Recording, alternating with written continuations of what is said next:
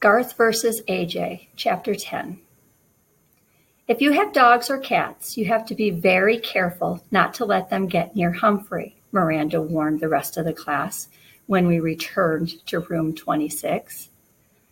You can say that again, I squeaked, but she didn't. I still considered Golden Miranda to be a special friend, and I had a very clean cage to show for my weekend, as well as a new respect for rubber bands. But I also decided that even though Miranda is practically a perfect person, I was not in a hurry to stay with her again. AJ raised his hand, and Mrs. Brisbane called on him. May I have Humphrey this weekend? We don't have a dog or a cat, he bellowed. Lower your voice, AJ. I'll let you know on Thursday. There may be other students who want Humphrey as well. At least half the hands in the classroom went up as kids started shouting, Me! I was quite flattered. But for some reason, the whole subject seemed to make Garth mad. Within minutes, he shot a rubber band at AJ. Ouch! AJ complained loudly. When he told the teacher what had happened, Garth denied it. Humphrey did it, he said. Gail giggled. Mrs. Brisbane did not. I don't believe a hamster can shoot a rubber band, she said sternly. A lot she knows. The next day, Garth stuck his foot out and tripped Art as he went to sharpen his pencil. I didn't do it. He's just clumsy, Garth protested when Mrs. Brisbane angrily scolded him. That same day, Garth pushed Gail at morning recess. He spent afternoon recess inside. Garth Tugwell, you're halfway to Principal Morales' office right now. Mrs. Brisbane sounded really angry. Garth shrugged his shoulders. On Wednesday, Garth sneaked back into the room while Mrs. Brisbane went to the office during recess, and he headed straight for my cage. The two of us were all alone in the room. Hello, rat. Why don't you just run away? Then nobody will take you home on the weekend, he said. He opened my cage door and grabbed me. You'd like your freedom, wouldn't you, rat?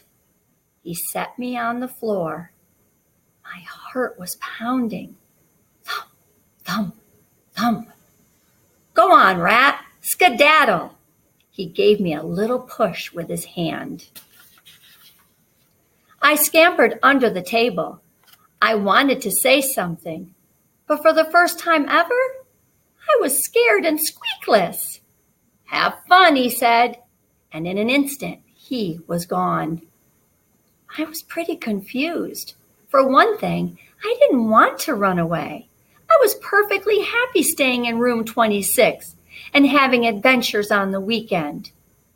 Where would I go? What would I do?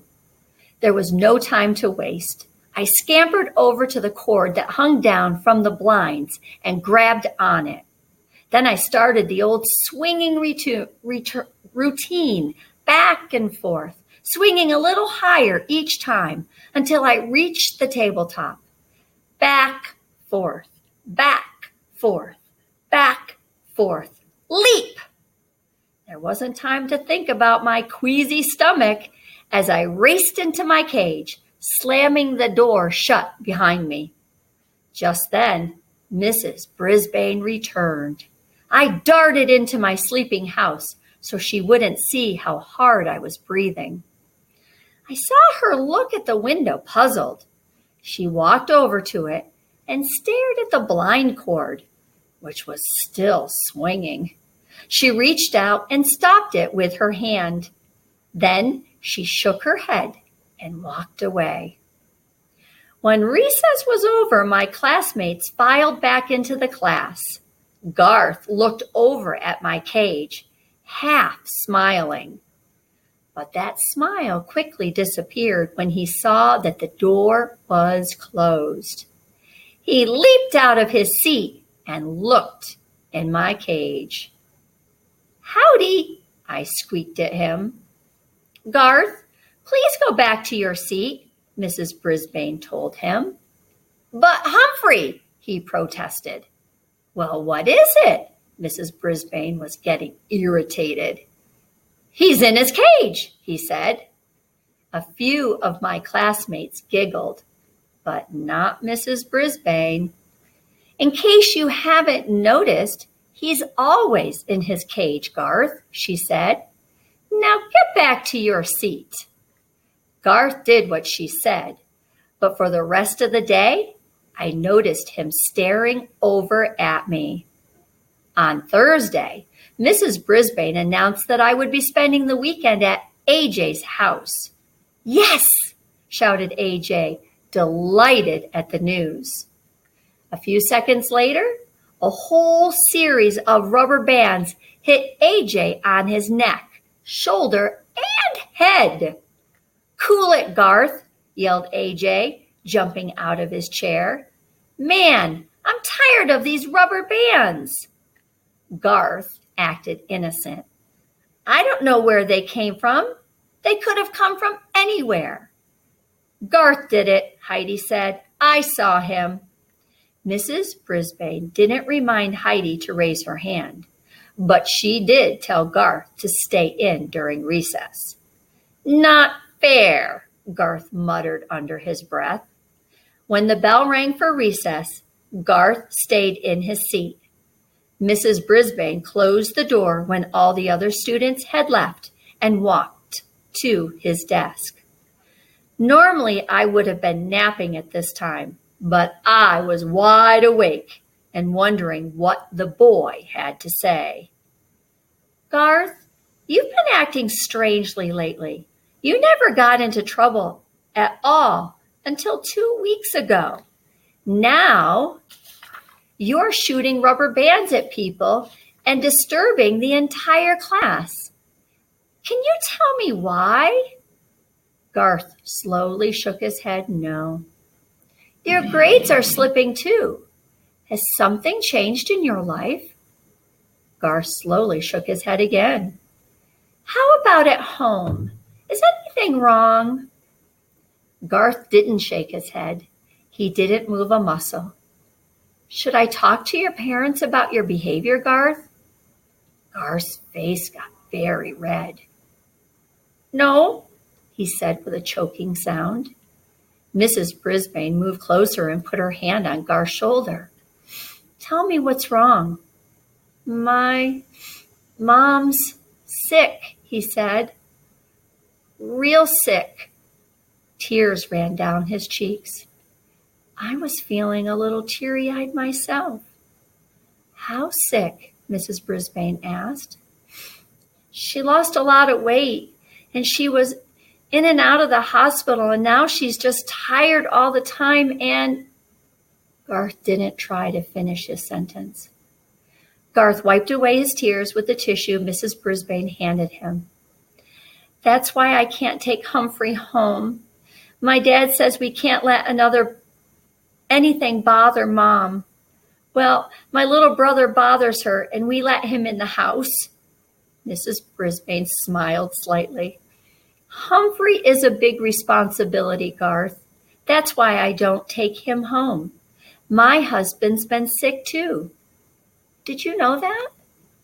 Garth shook his head. No. So I know what it's like. Listen, I'll make a few calls tonight. Maybe we can find a way for you to spend some time with Humphrey, she said. But he hates me, I squeaked. I'd like to, said Garth. Huh? I was confused. But you have to promise me that you won't disrupt the class anymore, Mrs. Brisbane told him. Is that a deal? Garth nodded. Deal. As you know, I'm very good at coming up with plans to solve human problems. Very, very good. But try as I might, I couldn't imagine what Mrs. Brisbane's plan to get Garth to spend time with me could be. I was still trying to figure out when Aldo arrived that night. Humphrey, my man, he yelled when he opened the door. I almost fell off my wheel. You are the most handsome, intelligent hamster in the world, and I am the luckiest man in the world because I am dating the most beautiful woman in the world." Aldo swept his way toward my cage, then lowered his voice. But don't tell anyone I said so. Not yet. After all, Maria and I have only been out 3 times, but oh, what times we've had." He pulled up a chair and sat very close to me. "And it's all thanks to the Moonlighters Club and that clipping over there." He pointed toward the spot where the overhead projector had once stood. "And you. I know you had something to do with it. I just can't figure out what. Anyway, don't tell anybody, but someday I'm going to marry Maria. And when I do, I want you to be best man. Or best hamster, I guess. I really mean it. If you were a guy, I'd buy you a burger." He reached in his pocket and pulled out a little piece of foil. "Instead, I got you this." He unwrapped a piece of carrot and put it in my cage. "Thank you, Aldo," I squeaked. "I wish you lots of happiness." "I knew you'd be happy for me, Humphrey." Aldo smiled and then jumped up. "Whew! I got so much energy, I can clean this room in half the time. I could climb a mountain and not even get tired. I could conquer the world." He leaned forward and grinned through his glorious mustache. "Ain't love grand?" "If you say so," I replied. I'd never seen anyone so happy before. The only thing that would make me that happy would be if Miss Mac came back.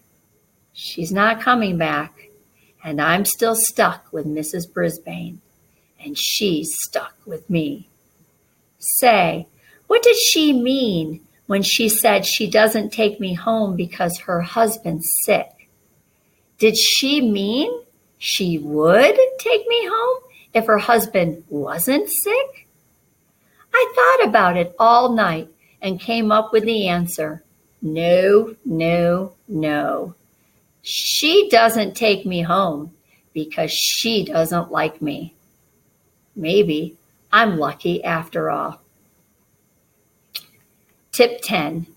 Hamsters are incredible acrobats and climbers. They seem to defy the laws of gravity. From the Guide to the Care and Feeding of Hamsters, Dr. Harvey H. Hammer.